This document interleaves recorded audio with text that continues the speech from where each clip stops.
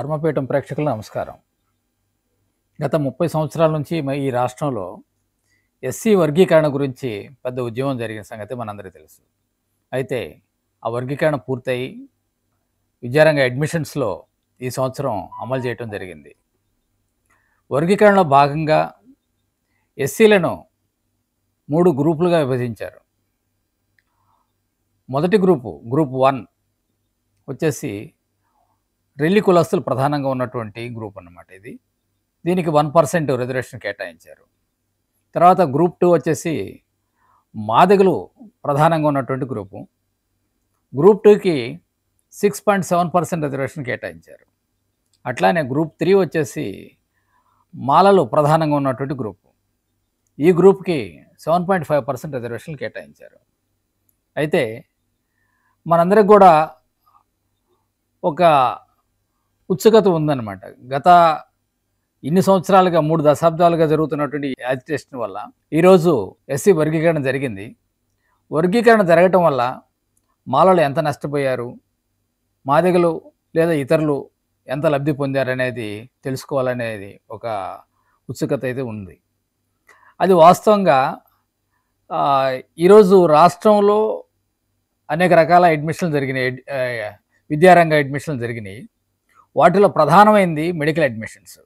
ఎందుకంటే ఈరోజు పోటీ అత్యధికంగా ఉంది మెడికల్ అడ్మిషన్స్లో. ఇంజనీరింగ్ అడ్మిషన్స్ తీసుకుంటే ఉన్న సీట్ల కన్నా కూడా పోటీపడే అభ్యర్థుల సంఖ్య తక్కువ ఉన్నది కాబట్టి అక్కడ దీని ప్రభావం అనేది ఏం తెలియదు. కానీ ఇక్కడ కాంపిటీషన్ ఎక్కువగా ఉన్నటువంటి విద్యారంగం ఏదంటే వైద్య రంగం.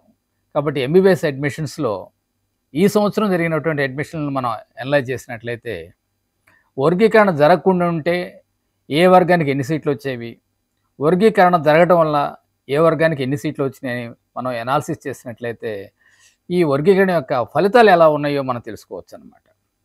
ముఖ్యంగా ఈ వర్గీకరణ ఒక్కొక్క యూనివర్సిటీ అనేది తీసుకుందాం. ఇక్కడ మెడికల్ అడ్మిషన్స్ ఎస్వి యూనివర్సిటీ, రెండోది ఆంధ్ర యూనివర్సిటీ పరిధిలో జరుగుతుంటాయి. మొట్టమొదటిసారిగా ఎస్వి యూనివర్సిటీ పరిధిలో తీసుకున్నట్లయితే వర్గీకరణ జరగకుండా ఉన్నట్లయితే SC1 గ్రూప్ వారికి, అంటే రెల్లి కులస్తులు ప్రధానంగా ఉన్న గ్రూప్ వారికి ఎస్వి యూనివర్సిటీలో కేవలం ఒకే ఒక సీటు వచ్చేది. వర్గీకరణ వల్ల వారికి 4 సీట్లు దక్కినాయి. అదేవిధంగా మాదిగలు ప్రధానంగా ఉన్నటువంటి గ్రూప్ 2కి ఎస్వి యూనివర్సిటీలో వర్గీకరణ జరగకుండా ఉన్నట్లయితే 117 సీట్లు వచ్చాయి. వర్గీకరణ వల్ల ఇంకొక 3 సీట్లు అదనంగా 120 సీట్లు వచ్చినాయి. అది ఎస్వి యూనివర్సిటీ ఏరియా చూసినట్లయితే. నెక్స్ట్ వచ్చేసి ఆంధ్ర యూనివర్సిటీలో ఉన్న పరిస్థితి మనం గమనించినట్లయితే SC1 అంటే రెల్లి కులస్తులు ప్రధానంగా ఉన్న గ్రూప్కి వర్గీకరణ జరగకున్నట్లయితే వారికి 10 సీట్లు వచ్చాయి. వర్గీకరణ వలన వారికి 23 సీట్లు వచ్చినాయి. అదేవిధంగా గ్రూప్ 2 అంటే మాదిగలు ప్రధానంగా ఉన్నటువంటి గ్రూప్కి వర్గీకరణ జరగకపోయినట్లయితే 121 సీట్లు వచ్చాయి. వర్గీకరణ వల్ల మరొక 22 సీట్లు అదనంగా వచ్చినాయి. ఆ విధంగా 143 సీట్లు మొత్తం వచ్చినాయి అన్నమాట. మొత్తమైన రాష్ట్రం మొత్తమైన తీసుకున్నట్లయితే గ్రూప్ 1 వారికి ఒక 16 సీట్లు లబ్ధి పొందారు. గ్రూప్ 2 మాదిగలు ప్రధానంగా ఉన్నటువంటి గ్రూప్ 2కి 25 సీట్లు లబ్ధి చేకూరింది. మొత్తమైన ఒక 45 సీట్లు మాలలు ప్రధానంగా ఉన్నటువంటి గ్రూప్ 3కి నష్టం జరిగింది. అయితే మొత్తం సీట్లో తీసుకుంటే ఈ పర్సంటేజ్ తీసుకున్నట్లయితే మొత్తం సీట్లు వచ్చేసి 3750 సీట్లు. ఇప్పుడు మనం ఈ పర్సంటేజ్ చూసినట్లయితే మాలలో మొత్తం మీద నష్టపోయింది 1.1%. అయితే అందులో ప్రధానంగా లబ్ధి పొందింది గ్రూప్ 1 రెల్లి కులస్తులు అన్నమాట. వీరు 0.4% లబ్ధి పొందారు.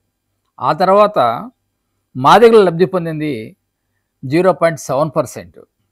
ఓవరాల్గా మాలలు నష్టపోయింది మాత్రం 1.1%. సాధారణంగా ఏంటంటే ఈ యాజిటేషన్ జరిగినంత కాలం అన్ని వర్గాలు కూడా మాదిగలు ఈ యాజిటేషన్ వర్గీకరణ జరిగితే భారీ ఎత్తున లబ్ధి పొందుతారు, మాలలు బాగా నష్టపోతారనే ఒక అభిప్రాయం ఉండేది. అయితే వాస్తవ గణాంకాలు చూసినట్లయితే మాదిగలు పెద్దగా లబ్ధి పొందింది లేదు, మాలలు పెద్దగా నష్టపోయింది లేదు. మొత్తం మీద గుడ్డిలో మెల్లగా గ్రూప్ 1 రెల్లి కులస్తులు మాత్రం మంచి ఊరట లభించింది. వారికి వాస్తవంగా జరిగేదానికి వచ్చే సీట్ల కన్నా కూడా దాదాపు రెట్టింపు సీట్లు వర్గీకరణ జరగటం వల్ల వాళ్ళు లబ్ధి పొందటం జరిగింది. కాబట్టి ఈ వర్గీకరణలో ఏ వర్గం కూడా పెద్దగా నష్టపోయింది కానీ లాభం పొందినది కానీ లేదని చెప్పవచ్చు.